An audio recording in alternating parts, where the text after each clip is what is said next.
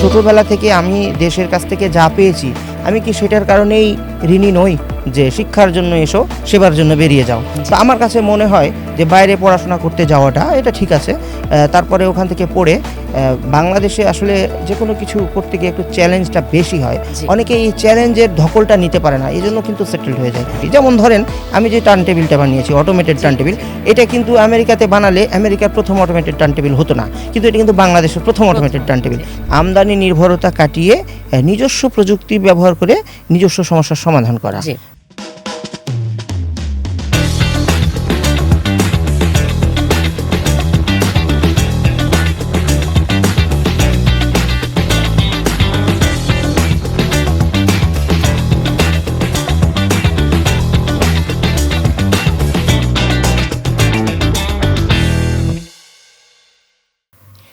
প্রজাপতির মতো স্বপ্ন দেখার বয়সে বাবা হারায় এক কিশোর, অথচ সেই কিশোরের হাত ধরে আজ এগিয়ে চলছে বাংলাদেশের রেলওয়ে। কৈশোর থেকে জীবন সংগ্রামে এই মানুষটি সবসময় বিশ্বাস করে এসেছে, যেখানে ন্যায়ের বাধা সেখানেই হয়তো নতুন কিছু আবিষ্কার করার সম্ভাবনা রয়েছে। রেলওয়ে প্রকৌশলী তাসরুজ্জামান বাবুর এই হার না মানার মানসিকতায় তৈরি হয়েছে এক দৃষ্টান্ত। চলুন তাসরুজ্জামান বাবুর সম্পর্কে জেনে আসি। Welcome to the show. প্রথমেই আপনার ছোটবেলা নিয়েই জানতে চাচ্ছি, এত ছোট বয়সে বাবা হারিয়েছেন, তারপরে আপনার মা কিভাবে আপনাদের বাতিঘর হয়ে উঠল? জি ধন্যবাদ। যখন আমার বয়স 12 বছর, আমি ক্লাস 7-এ পড়ি, তখন একদিন মধ্যরাতে হঠাৎ একটা খবর আসলো, আমার আব্বার বন্ধু নিয়ে আসলো যে আব্বা ট্রাক অ্যাক্সিডেন্ট করেছেন। তো সেই খুব ওই অবস্থায় আমরা তো পরিবার দিশেহারা। তারপরে আব্বাকে রাজশাহীতে নিয়ে যাওয়া হলো, কিন্তু আব্বা মারা গেলেন রক্তপাতের কারণে। তখন আমাদের 4 বোন, আর কোনো ভাই নেই, আমি একা। আমি ছোট, আমার একটা ছোট বোন আছে, খুব 2 বছরের গ্যাপ, আর বাকি সবাই আমার বড় বোন। তো আমরা ওই সময়ে খুব দিশেহারা অবস্থা। বাবার মৃত্যুর পরে আমি কান্না করছিলাম যে আমরা এখন কি খাবো, এরকম বলছিলাম। তো ওই সময়ে প্রতিবেশীরা সান্ত্বনা দিচ্ছিল যে আল্লাহই খাওয়াবে, এরকম। তো যাই হোক, আল্লাহর রহমতে পরবর্তীতে আমার মা খুব একজন সংগ্রামী মহিলা, মানে আমি যদি একজন পর্যবেক্ষকের দৃষ্টি থেকেও ধরি, আমি একজন আমার মা হিসেবে না চিন্তা করেও যদি বলি, উনি একজন মহিয়সী নারী বলতে যা বোঝায়। আমার মা কিন্তু আক্ষরিকভাবে ওইভাবে অক্ষরজ্ঞান সম্পন্ন নন। আমরা সব ভাই বোন মিলে সাক্ষরতা অভিযান চালিয়েছি, মার সবাই হাত ধরে মাকে তার নামটা স্বাক্ষর করতে শিখিয়েছি। কিন্তু আমাদের গ্রামের সর্বোচ্চ শিক্ষিত ফ্যামিলি হচ্ছে আমরা, মানে আব্বার মৃত্যুর পরে সব মেয়েগুলোকে গ্র্যাজুয়েট বানিয়েছে মা। হ্যাঁ, এবং এটা করতে গিয়ে মাকে অনেক ধরনের কায়িক শ্রম জাতীয় স্বল্প পুঁজি বা শূন্য পুঁজির ছোট ব্যবসা, এই ধরনের কাজ করতে হয়েছে। তারপরে আমার বোনেরা ছোট ছোট কিছু চাকরি নিয়েছিল, মানে, এবং সেই সময় আমার ফ্যামিলিতে একটা মিটিং বসেছিল যে বাবুকে এখন কি করা হবে, কারণ বাইরের অনেকেই বলছে পাশে একটা ভাটা আছে, ওখানে কাজ করতে পারে। কেউ কেউ আবার এরকমও প্রস্তাব দিয়েছিল যে বাবুর দায়িত্ব আমরা নিতে পারি, কিন্তু তাহলে আমার মেয়েটার দায়িত্ব বাবুকে নিতে হবে, এই টাইপের। কিন্তু আমার বোনেরা বলল যে না, ভাইকে আমরা পড়াশোনা করাবো, আর আমার মা তো ছিলই শক্ত। তো সব মিলে মা এবং বোন, এদের একটা পরিশ্রম এবং চেষ্টা, এদের মাধ্যমে আমি আমার বাকি পড়াশোনাটা কমপ্লিট করি। আপনার জীবনে আসলে নারীদের অবদান বলতে ভোলা যাবে না বা বলে শেষ করা যাবে না। আমার মা এবং বোনরাই আমাকে তৈরি করে দিয়েছে আর কি। তো রাজশাহী প্রকৌশল ও প্রযুক্তি বিশ্ববিদ্যালয় থেকে মেকানিক্যাল ইঞ্জিনিয়ারিংয়ে গ্র্যাজুয়েট, এবং ঢাকা প্রকৌশল ও প্রযুক্তি বিশ্ববিদ্যালয় থেকে একই সাবজেক্টে পোস্ট গ্র্যাজুয়েট, তাছাড়াও স্কলারশিপ নিয়ে জাপানের national graduate institute for policy studies থেকে আরও একটি পোস্ট গ্র্যাজুয়েট ডিগ্রি অর্জন করেছেন। মানে বিদেশও কিন্তু আপনাকে আটাতে পারল না, কেন মনে হয়? মজার একটা প্রশ্ন। আমি এই চাকরিটা বর্তমানে তো আমি বাংলাদেশ রেলওয়েতে আছি। আমি প্রথম বিসিএস দিয়েই এসেছি, কিন্তু ওই বিসিএসের যে প্রিলি রিটেন ভাইভা, এগুলো হতে গিয়ে মোটামুটি 2 বছর মতো চলে যায়, 1.5-2 বছর। তো ওই যে 1.5 বছরের মধ্যে আমি আরও, মানে মোট আমার এটা 5ম সরকারি চাকরি, 5টা সরকারি চাকরি আমি ফার্স্ট ক্লাস জব পেয়েছি। তো যখন আমি ঘন ঘন এরকম, এবং আমি সবগুলো জবে ঢুকছি, অল্প অল্প করে অভিজ্ঞতাও নিয়েছি। তো আমি যখন সমরাস্ত্র কারখানায় ছিলাম, আমার এই রেলের পূর্বের জব, তখন আমার এক কলিগ বলেছিল যে তুমি যে কি হবে আসলে সেটা আরও 20 বছর পরে বোঝা যাবে। তো আমার কাছে মনে হয়েছিল একটু বেশিই হলো সময়টা, কিন্তু এখন মনে হচ্ছে যে এখন থেকে 20 বছর হিসাব করা উচিত। যাই হোক, মজা করলাম। অ্যাকচুয়ালি আপনি যেটা জিজ্ঞেস করেছেন, দেখেন ছোটোবেলায় আমরা যখন স্কুলে দেখতাম, স্কুলের দেয়ালে কিন্তু একটা কথা লেখা থাকতো যে শিক্ষার জন্য এসো, সেবার জন্য বেরিয়ে যাও। জি। তো আমার কাছে মনে হয় যে বাইরে পড়াশোনা করতে যাওয়াটা এটা ঠিক আছে, তারপরে ওখান থেকে পড়ে বাংলাদেশে আসলে যে কোনো কিছু করতে গিয়ে একটু চ্যালেঞ্জটা বেশি হয়। জি। অনেকে এই চ্যালেঞ্জের ধকলটা নিতে পারে না, এই জন্য কিন্তু সেটেলড হয়ে যায়। কিন্তু বাংলাদেশে যদি কেউ চ্যালেঞ্জের ধকলটা কোনো রকম নিতে পারে, একটু যদি শক্ত হয়, হওয়ার পরে যদি কিছু করে, তাহলে সে যেটা করবে সেটার ফলে যে তৃপ্তিবোধটা, এটা কিন্তু বিদেশের চাইতেও বেশি। যেমন ধরেন আমি যে টার্ন টেবিলটা বানিয়েছি, অটোমেটেড জি, টার্ন টেবিল, জি। এটা কিন্তু আমেরিকাতে বানালে আমেরিকার প্রথম অটোমেটেড টার্ন টেবিল হতো না, কিন্তু এটা কিন্তু বাংলাদেশের প্রথম অটোমেটেড টার্ন টেবিল। জি। তো সেই হিসেবে আসলে আমার দেশ কিন্তু খারাপ নয়। আরও একটা জিনিস চিন্তা করি, হয়তো আমাদের দেশে অনেক কিছু আমরা পাই না, বঞ্চিত, কিন্তু আমি যদি ওটা ভুলেও যাই, আমি যদি ধরি যে ছোটোবেলা থেকে আমি দেশের কাছ থেকে যা পেয়েছি, আমি কি সেটার কারণেই ঋণী নই? জি। যেমন আমি সরকারি স্কুলে পড়েছি, সরকারি কলেজে পড়েছি, জি। তাই না, আমি সরকারি ইউনিভার্সিটিতে পড়েছি, তো আমি তো এই ঋণই শোধ করতে পারবো না। জি। এজন্য আসলে আমার দেশ ভালো লাগে, আমি দেশের জন্য কিছু করতে চাই, এই কারণেই আটকাতে পারিনি বলতে পারেন। এবং একটা সুখবর বলতে পারেন, আমি সামনে আবারও যাচ্ছি ইউএসএতে, পিএইচডি করতে যাচ্ছি, খুব শীঘ্রই বাহ, আমি ইনশাল্লাহ বাহ, যাব। that's excellent. ওখানেও আমি ফুল ফান্ডেড স্কলারশিপ পেয়েছি, মোনাশ ইউনিভার্সিটি অস্ট্রেলিয়ার, জি। ওখানেও পেয়েছিলাম, ইউনিভার্সিটি কলেজ লন্ডন ইউকে, ওখানেও পেয়েছিলাম। তো ফাইনালি আমি লুইজিয়ানা টেক বিশাল ইউনিভার্সিটি, বিশাল কয়েকটা ইনস্টিটিউশন থেকে আপনি স্কলারশিপ জি, পেয়েছেন। এগুলো ওয়ার্ল্ডের টপ ক্লাস জি, ইউনিভার্সিটি। জি। তো আপনার যে টার্ন টেবিল যে আবিষ্কার, এটা নিয়ে আমরা আরেকটু পরে কথা বলবো। তবে তার আগে আপনার বেশ কিছু ছোট বড় আবিষ্কার ছিল, যেমন ভাঙন প্রতিরোধে দীর্ঘস্থায়ী হুইল সেট গাইড, রেল দুর্ঘটনায় কোচ ও লোকোমোটিভ উদ্ধার কাজে ব্যবহার্য রি-রেলিং ইকুইপমেন্ট, এবং কোচের স্কেজুয়াল মেরামত করার জন্য প্রথম ইলেকট্রিক লিফটিং জ্যাক। এগুলো সম্পর্কে একটু জানতে চাই। আচ্ছা, চমৎকার। হ্যাঁ, এটা একটা দারুণ প্রশ্ন, কারণ অনেকেই মনে করে যে আসলে আমি মনে হয় টার্ন টেবিলটার কারণে এই অ্যাওয়ার্ডটা পেয়েছি, কিন্তু অ্যাকচুয়ালি টার্ন টেবিল একটা ফ্ল্যাগশিপ প্রজেক্ট অবশ্যই, কিন্তু শুধু টার্ন টেবিলের কারণে নয়, আমার অন্তত 5টি ইনোভেশনের কারণে আমাকে অ্যাওয়ার্ডটা দেওয়া হয়েছে। তো এই 5টি ইনোভেশনের ফোকাস বা বিষয়বস্তু ছিল যে আমদানি নির্ভরতা কাটিয়ে নিজস্ব প্রযুক্তি ব্যবহার করে নিজস্ব সমস্যার সমাধান করা, জি। এটা ছিল ফোকাস। তো আপনি যেই জিনিসগুলোর নাম বললেন, এগুলোও কি একই উদ্দেশ্যেই তৈরি। যেমন হুইল সেট গাইডের কথা যদি বলি, হুইল সেট গাইড হচ্ছে একটা ডিভাইস যেটা আমাদের ট্রেনে প্রয়োজন হয়। ওটা যদি রাস্তার মধ্যে ভেঙে যায়, তাহলে ট্রেন বিকল হয়, ফলে যাত্রীদের হয়রানি হয়। জি। হ্যাঁ, তো এটা খুবই ঘন ঘন হচ্ছিল। একটা পর্যায়ে ওটা নিয়ে রিসার্চ করলাম, করে দেখা গেল যে ওটা মানে মূল যে টেকনোলজিটা, ওটা আমাদের যে ইন্দোনেশিয়া থেকে কোচগুলো আসে, ওরা এই টেকনোলজিটা ওরা দেয় না, ওরা শুধুমাত্র ওদের কাছ থেকে কিনে নিলে ওরা দেবে, কিন্তু সেটা অনেক খরচ পড়বে প্রথমত। আর দ্বিতীয়ত বাংলাদেশে যেগুলো বানানো হয়, মানে লোকাল সাপ্লায়াররা আমাদেরকে যেগুলো প্রোভাইড করে, ওগুলোর সেই কোয়ালিটিটা না থাকার কারণে ঘন ঘন ভেঙে যাচ্ছে। ফলে মূলটা যেটা অরিজিনালটা, ওটা 3 বছর টেকসই হচ্ছে, কিন্তু এটা এই 1 মাস 2 মাস পরে ভেঙে যাচ্ছে। জি। ফলে কিন্তু, এবং এটার দাম কিন্তু যথেষ্ট, যার ফলে দেখলাম যে বছরে হিসাব করলে হাজার হাজার কোটি, মানে হাজার শত শত কোটি টাকা নষ্ট হচ্ছে। তো এটা যখন করা হলো, মানে আমি যখন বিষয়টা নিয়ে ভাবলাম, যেহেতু এটা আমার জুরিসডিকশনের মধ্যে ছিল, তখন আমি দেখলাম যে না, এখানে কিছু কেমিক্যাল কম্পোজিশনের বিষয় আছে এবং কিছু ম্যাটেরিয়াল হার্ডনেসের বিষয় আছে। এই জিনিসগুলো সলভ করার পরে দেখলাম যে না, এটা এখন টেকসই হচ্ছে, এবং এটা এখন 2 বছর বা 2.5 বছর টেকসই হচ্ছে, অরিজিনাল ইন্দোনেশিয়ানের মতো। মানে এটা কোনো টেকনোলজি ওরা আমাদেরকে দেয়নি, আমরাও জানতাম না, জাস্ট এটা ট্রায়াল অ্যান্ড এরর করতে করতে খুঁজে বের করে ফেলা হয়েছে। এর ফলে কী হয়েছে, আমাদের আক্ষরিক অর্থেই আমি যদি হিসাব করি, যে আমার সবগুলো ইনোভেশন দিয়ে দেখলাম যে হাজার হাজার কোটি টাকা মানে হচ্ছে, সেভ হচ্ছে দেশের। তো এটা গেল হুইল সেট গাইড। আরেকটা যেটা জিজ্ঞেস করলেন, রি-রেলিং ইকুইপমেন্ট। হ্যাঁ, রি-রেলিং ইকুইপমেন্ট হচ্ছে যে আমাদের লালমনিরহাট কিন্তু বাংলাদেশ রেলওয়ের সবচাইতে পুরাতন ডিভিশন, কিন্তু বলতে পারেন একটু অড সাইডে হওয়ার কারণে কিছুটা অবহেলিত বলতে পারেন, ইচ্ছাকৃত না হলেও অনিচ্ছাকৃত। তো যাই হোক, সেখানে দেখলাম, আমি যখন গিয়ে দেখলাম যে শতবর্ষের একটা পুরাতন ডিভিশন, কিন্তু এখানে কাজের পরিবেশ নেই বললেই চলে।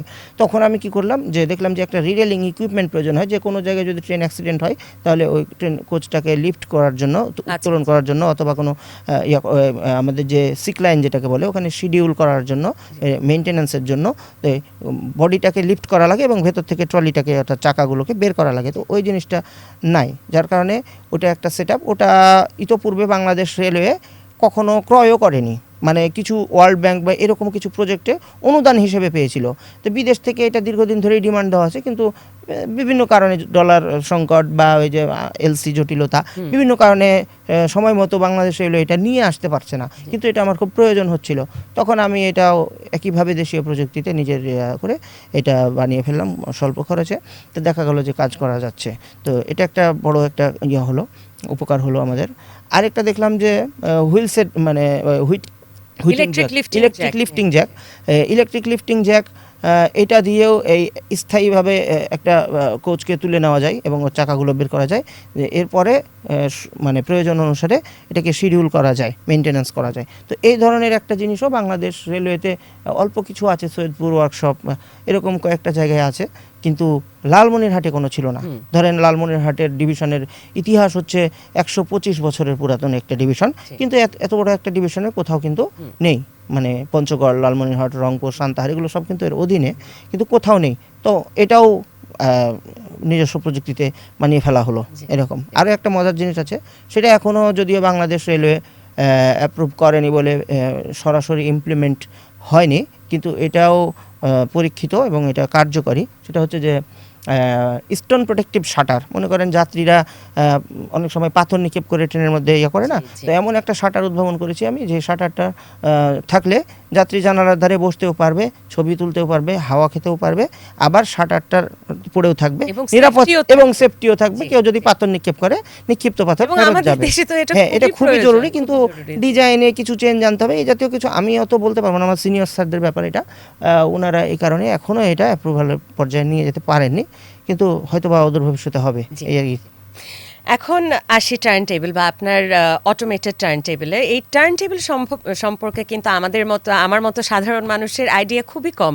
তো আপনি একটু বুঝিয়ে বলবেন যে এটা আসলে কি এবং এটার গুরুত্বপূর্ণটা, মানে এটা কতটা গুরুত্বপূর্ণ একটা। আচ্ছা, টার্ন টেবিল কি বলার আগে প্রথমে বলি টার্ন টেবিলের গুরুত্বটা। টার্ন টেবিল এই 11 সিন্দুর এক্সপ্রেসের নাম তো আপনারা শুনেছেন, চিটাগাং থেকে যে ঢাকা, এই ট্রেনটায় একটা মালবাহী গাড়ির সঙ্গে কলিশন হয়েছিল, যেটা আপনারাও কভার করেছেন, সারা দেশের সমস্ত মিডিয়াই কভার করেছে। ওখানে মোটামুটি 17 জন স্পট ডেড হয়েছিল এবং 50 জন আহত হয়েছিল। 17 জন স্পট ডেড। পরে কারণ খুঁজতে গিয়ে জানা গেল যে লোকোমোটিভটি উল্টোমুখী হয়ে চলছিল, কারণ যে চিটাগাংয়ের যে টার্ন টেবিলটি সেটা বিকল ছিল, যার কারণে লোকোমোটিভের দিকটা ঘোরানো সম্ভব হয়নি। তো এই হচ্ছে ইম্পর্টেন্ট, যে একটা লোকোমোটিভ যদি উল্টোভাবে চলে, হতেও পারে যে বড় ধরনের কোনো দুর্ঘটনা ঘটে গেল, কারণ সিগন্যাল দেখতে যে ট্রেনের যে ড্রাইভার আমরা বলি লোকোমাস্টার, তার সিগন্যালটা দেখতে অসুবিধা হয় এই কারণে। তো এটা অনেক গুরুত্বপূর্ণ এই কারণে যে লোকোমোটিভ ঘোরানোটা প্রয়োজন, যে যেইভাবে লোকোমোটিভটা যেন অল টাইম সম্মুখমুখী থাকে, সামনের দিকে যেন তার হেডটা থাকে।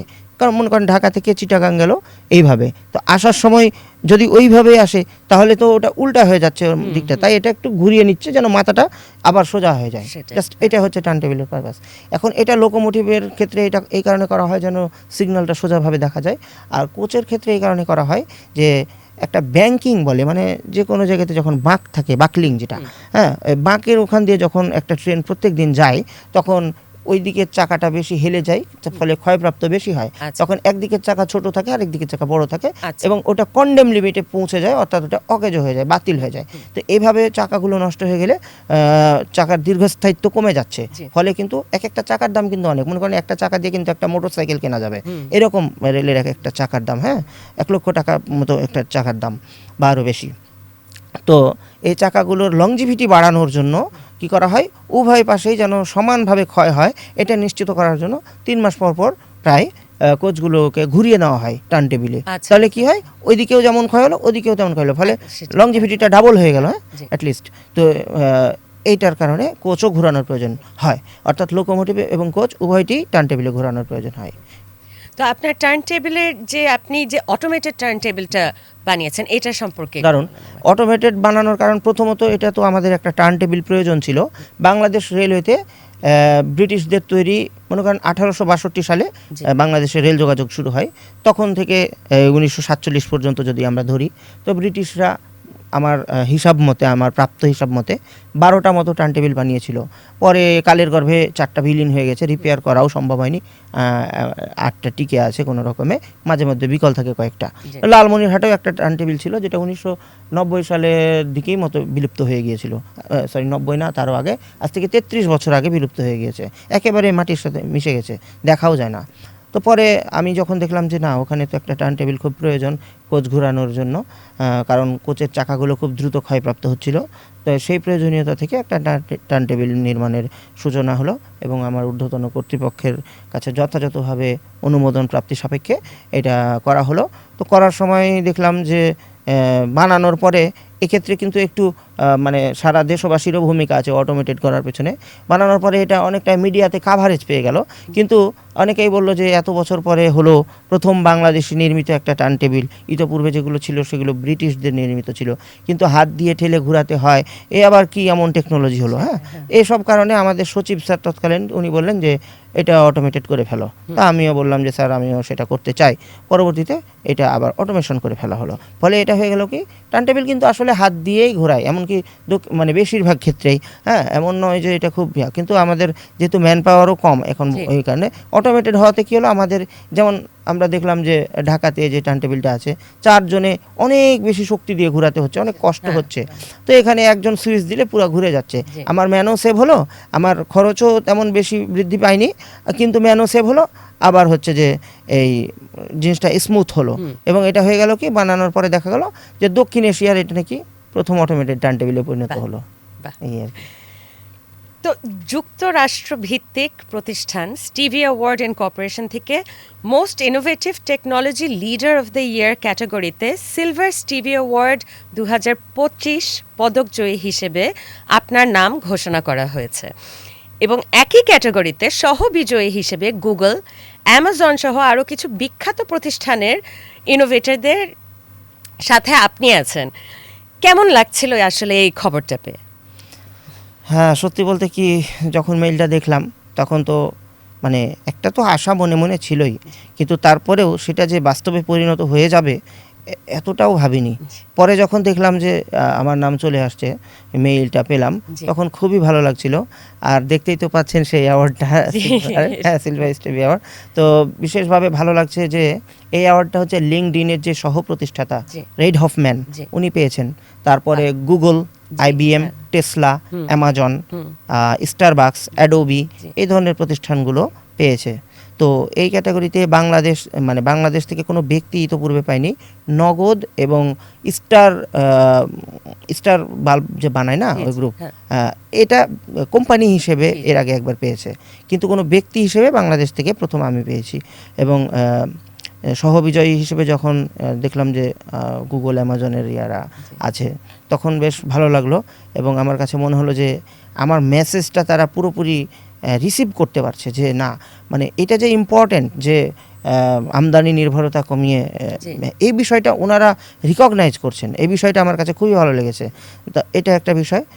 এবং একটা মজার ব্যাপার বলা হয়নি যে এই অ্যাওয়ার্ডটা সিলভার স্টিভি অ্যাওয়ার্ড, কিন্তু এটার কিন্তু একটা গোল্ড ভার্সন আছে। হ্যাঁ, তো সেটা হচ্ছে গোল্ডেন কালার এরকম। তো আমি কিন্তু রিসেন্টলি, যেটা কিন্তু কোনো মিডিয়াতে এখনও আসেনি, আমি কিন্তু লাইফ টাইম অ্যাচিভমেন্ট অ্যাওয়ার্ড হিসেবে এশিয়া প্যাসিফিকের আরেকটা পেয়েছি, যেটা কিন্তু গোল্ড, এবং এমপ্লয়ি অফ দ্য ইয়ার ক্যাটাগরিতে সিলভার। অর্থাৎ আমি আরো 2টা অ্যাওয়ার্ড জিতেছি, একটা গোল্ড, একটা সিলভার। ঠিক আছে, যাক, আমি খুব প্রাউড ফিল করছি যে আমাদের মাধ্যমে ইনশাআল্লাহ প্রথমবার এই নিউজটা যাবে। আরেকটা মজার বিষয় বলতে চাই, এই প্রাইজটা কিন্তু দক্ষিণ কোরিয়া থেকে নিয়ে আসার কথা ছিল। মানে এগুলো সেরেমনিগুলো এক এক সময় এক এক জায়গায় হয়, যেমন সামনেটা নিউ ইয়র্কে হবে, এটা হয়েছিল দক্ষিণ কোরিয়ায়। কিন্তু আমি অফিসিয়াল প্রসিডিউরের কিছু ব্যাপার থাকে, আমাদের সরকারি চাকরিজীবীদের জিও হতে হয়, ওটা একটু বিলম্ব হয়ে যাওয়ার কারণে আমি যেতে পারিনি সময় মতো, যার ফলে আমার প্রাইসটা তারা ফেডেক্সের মাধ্যমে পাঠিয়ে দেয়। কিন্তু আমার ফোন নাম্বারটা একটু ভুল ছিল, যার কারণে এই প্রাইসটা 21 দিন পর, মানে ওরা কমিউনিকেশন করতে পারেনি, যেন 21 দিন পর এটা অকশন ডিপার্টমেন্টে চলে গেছিল, অর্থাৎ নিলামে উঠে গেছে। পরবর্তীতে আমি কমিউনিকেশন করে আমার কিছু পরিচিত PCS ক্যাডার যারা ভাই আছেন কাস্টমস ক্যাডারে, তাদের সাথে কথা বলে অনেক ইয়ে করে তাদেরকে ধন্যবাদ জানাতে চাই আমি অনুষ্ঠানের মাধ্যমে। তাদের বদৌলতে আজকে প্রাইসটা কিন্তু নিয়ে আসা গেছে। যাক, এখন আসে, আপনি বলেছিলেন যে বিদেশে পড়ালেখা করলেও দেশে ফেরার জন্য কয়েকজনের একটা দ্বিধা কাজ করে যে অনেক চ্যালেঞ্জ ফেস করতে হয়। এই টার্ন টেবিল তৈরির সময় যদি আমি জিজ্ঞেস করি যে চ্যালেঞ্জ কি ছিল, নিশ্চয়ই ছিল। সত্যি বলতে কি এটা পুরা চ্যালেঞ্জের উপরেই আছি। জি। এটা তৈরি করার সময়ও চ্যালেঞ্জ ছিল, পরেও চ্যালেঞ্জ, এটা আসলে থাকে, কিন্তু আমি হয়তো পুরোটা বলতেও পারবো না, কারণ অনেক অনেক সময় কিছু প্রোটোকলগত বিষয় জি। থাকে।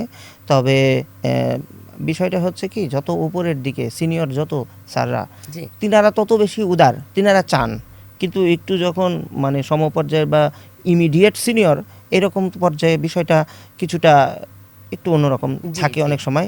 এবং অনেক সময় এটা তৈরি করার সময় দেখেছি অনেকভাবেই, আসলে নাম তো আর বোঝা যায় না কে জি, কোন জি। দিক থেকে, কিন্তু অনেকভাবে চেষ্টা করা হয়েছিল। আপনাকে ডিমোটিভেট ডিমোটিভেট শুধু তাই নয়, এটা নিয়ে নেগেটিভ নিউজও বের করার চেষ্টা করা জি, জি। হয়েছিল। এবং সত্যি বলতে কি, বেশিরভাগ ক্ষেত্রেই মানুষ কিন্তু ওই জায়গাতে গিয়ে ছেড়ে দেয় যে কি দরকার জি। আমার এটা করার। তা আপনি কিভাবে এগিয়ে কিন্তু আমি চললেন? আসলে কোনো কাজ শুরু করলে, যেহেতু আমার নিয়তটা ঠিক আছে যে আমি এটা দেশের জন্য বা দেশের জনগণের জন্য করছি, ভালো কিছু করছি, কাজে আমার কাছে মনে হয়েছে যে বিপদ বা যত ধরনেরই দুর্গতি বা আপদ আসুক না কেন, সেটাকে কাটিয়েই যেতে হবে, কাটিয়ে যেটা শুরু করেছি সেটা শেষ করতেই হবে। জি। তো আমি এরকমভাবেই মোটিভেটেড হয়েছিলাম। এবং শুধু টার্ন টেবিল নয়, বাকি যে ইনোভেশনগুলোর নাম আপনি বললেন, জি। এগুলো সবগুলোতেই কিন্তু একইভাবেই অনেক বাধা বিপত্তি। হ্যাঁ, কিছু তো ম্যানমেড, আবার কিছু ন্যাচারালও বটে। যেমন মনে করেন টার্ন টেবিলের জন্য গর্ত খনন করা হয়েছে, বর্ষাকালে কাজটা ধরা হয়েছিল যখন, তখন অনেকটা বৃষ্টি টিষ্টি হতো, বর্ষাকাল না হলেও বৃষ্টি হতো আর কি। তো আজকে গর্ত করা হয়েছে, কালকে দেখা যাচ্ছে ভরে গেছে গর্ত বৃষ্টিতে, জি। আবার নতুন করে শুকানো, এরকম কিছু ন্যাচারাল ক্যালামিটির কারণেও হতো, ঝামেলা হতো। সব মিলে আর কি অনেক বেশি প্রতিকূলতা মোকাবেলা করতে হয়েছে। এবং এমন একটা পর্যায়ে গেছিলো মনে হচ্ছে এটা হবেই না, মনে হয় মানে খুব টাফ হয়ে যাচ্ছিল। জি। আরেকটা বিষয় হচ্ছে, সরকারি চাকরিতে বস অনেক সময় চেঞ্জ হয়ে যায়, দেখা যাচ্ছে জি, জি। যাদের সাথে করছিলাম, যেই স্যাররা আমাকে ব্যাকআপ দিচ্ছিলেন, দেখা যাচ্ছে তিনি ট্রান্সফার হয়ে গেছেন। জি। তো তখন আগের মতো আর ওই সহযোগিতাটা অনেক সময় হয় না। মানে তারপরেও সবার সহযোগিতা না হলে তো হতো না, সম্ভব কিন্তু না। হয়েছে শেষ পর্যন্ত। এবং এই হওয়াটাকে এটা স্মরণ করার জন্যই কিন্তু এগুলোর নাম কিন্তু আমি একটা একটা অদম্য 1, অদম্য 2, অদম্য 3 এভাবে রেখেছি। জি। এই নাম থেকেই বুঝতে পারছেন যে কি পরিমাণ সংগ্রাম করতে হয়েছে। জি, জি, সেটাই। বাংলাদেশ রেলওয়ে নিয়ে আপনার পরবর্তী পরিকল্পনা কি সেটা জানতে চাই। বাংলাদেশ রেলওয়ে নিয়ে পরবর্তী পরিকল্পনা আসলে অনেক অনেক কিছুই আছে। যেমন ধরেন, আমাদের কিন্তু ম্যান পাওয়ার আর খুব বেশি বাড়ানো সম্ভব না, জি। কিন্তু আমাদের যাত্রীদের চাহিদা অনুসারে নতুন নতুন ট্রেন হবে, নতুন নতুন লাইন হবে, জি। নতুন নতুন লোকোমোটিভ হবে, সব কিছু ওয়ার্কশপগুলোতে কাজের ব্যস্ততা বাড়ছে। তো আমার মনে হয় যে আমরা বর্তমানে যে রেলওয়েটা দেখছি, এটা কিন্তু আসলে ব্রিটিশ বাহিত। জি। তো আমরা এটাকে মডার্নাইজেশন করে রোবোটিক্সের জগতে প্রবেশ করতে পারি, জি। যেন আমাদের কাজগুলো মানুষের প্রয়োজন কম হয়, রোবোটিক্সে। এটা একটা গেল। আরেকটা বিষয় আমার কাছে খুব মনে হয় যে বাংলাদেশ রেলওয়েকে যে কোনোভাবেই হোক, যেমন ধরেন হতে পারে যে বাংলাদেশ রেলওয়ে একটা সরকারি প্রতিষ্ঠান, এর অধীনে একটা অটোনোমাস প্রতিষ্ঠান, যেমন মনে করেন পেট্রো বাংলা তো একটা সরকারি, কিন্তু এর অধীনে তো কিন্তু অটোনোমাস প্রতিষ্ঠান আছে, কর্ণফুলী গ্যাস ডিস্ট্রিবিউশন, আমি ওখানে চাকরিও করেছি, জি। তিতাস, ঠিক আছে। তো এইরকম বাংলাদেশ রেলওয়ের অধীনে একটা অটোনোমাস প্রতিষ্ঠান হতে পারে, যারা কিনা নিজস্ব বাংলাদেশীয় প্রযুক্তিতে লোকোমোটিভ, কোচ এবং আরও অন্যান্য স্পেয়ার পার্টস নিজেরাই বানাবে, এবং আমাদের রেলের যে চাহিদা সেটা মিটিয়ে বিদেশে রপ্তানি করবে। এবং বাংলাদেশের মতো লেভেলে আছে যেসব দেশগুলো ট্রেনের ক্ষেত্রে, ওই সব দেশে সহজেই কিন্তু রপ্তানি করতে পারবে। যেমন ইন্দোনেশিয়ার কাছ থেকে কিন্তু আমরা অনেক কিছু কিনছি। তো ইন্দোনেশিয়া তো খুব বেশি ডেভেলপড কান্ট্রি নয়, তা সত্ত্বেও কিন্তু আমরা নিচ্ছি। তো আমরাও যদি এরকম চেষ্টা করি, আমাদের কিন্তু অনেক দেশের কাছে আমরা রপ্তানি করতে পারবো। তাহলে এই যে বলা হয় যে রেল একটা লস করা খাত, এই কথাটা আমি ঘুচিয়ে দিতে চাই। আমি যদি সুযোগ পাই, জি। তাহলে যে বাংলাদেশ রেলওয়েকে আমি লাভজনক একটা প্রতিষ্ঠান হিসেবে দেখতে চাই। একা নয়, আমি টিম ওয়ার্ক হিসেবে আমাদের সঙ্গে যেই সব সহকর্মী আছে তাদেরকে নিয়ে। এবং সবচেয়ে মজার ব্যাপার হচ্ছে, আমার এই অর্জনগুলো বা এসবের কারণে আগে দেখা যেত বেশিরভাগ ক্ষেত্রেই অফিসাররা মানে একটা ট্রেন কোনো রকম পার হয়েছে, ডেস্টিনেশন ছেড়ে গিয়ে পৌঁছেছে, ডেস্টিনেশনে পৌঁছেছে, এটাই অনেক মনে করা হতো। এটা কিন্তু আর কোনো কিন্তু করা হতো না। কিন্তু এখন কিন্তু অনেকেই উজ্জীবিত হচ্ছে, আমার সাফল্যে বলেন বা অর্জনে বলেন, তারাও এখন নতুন করে ভাবতে শিখছে। তো আমার মনে হচ্ছে যে একটা চেঞ্জ ধীরে ধীরে আসছে। ভবিষ্যতে আমরা কিন্তু একটা টিম হয়ে উঠবো, আমি একক আর থাকবো না, আমরা একটা টিম হয়ে উঠবো। এবং এভাবে আমরা বাংলাদেশ রেলওয়েটাকে ইনশাল্লাহ চেঞ্জ করতে পারবো। ইনশাআল্লাহ। এই উদ্ভাবনগুলোই উন্নয়নশীল দেশগুলোর জন্য একটি বার্তা বহন করে। আমদানি নির্ভরতা কমিয়ে নিজেরা নিজেদেরই প্রযুক্তিতে সমাধান বের করে নিতে পারি, এবং তাই প্রমাণ করেছে তাসরিজামান বাবু। আমরা এখন আশা করতে পারি উনারই প্রেরণার রেলগাড়িতে চড়ে এগিয়ে চলুক আমাদের আগামী প্রজন্ম, এগিয়ে চলুক বাংলাদেশ। আপনাকে অনেক ধন্যবাদ আজকে আমাদেরকে সময় দেওয়ার জন্য। আপনাকেও ধন্যবাদ। আপনার প্রশ্নের মাধ্যমে আমি অনেক কথাই শেয়ার করতে পারলাম, সবাই জানতে পারলো। ধন্যবাদ। দর্শক, আপনাদেরকেও ধন্যবাদ আজকে আমাদের সাথে থাকার জন্য। And as always, stay with the daily star.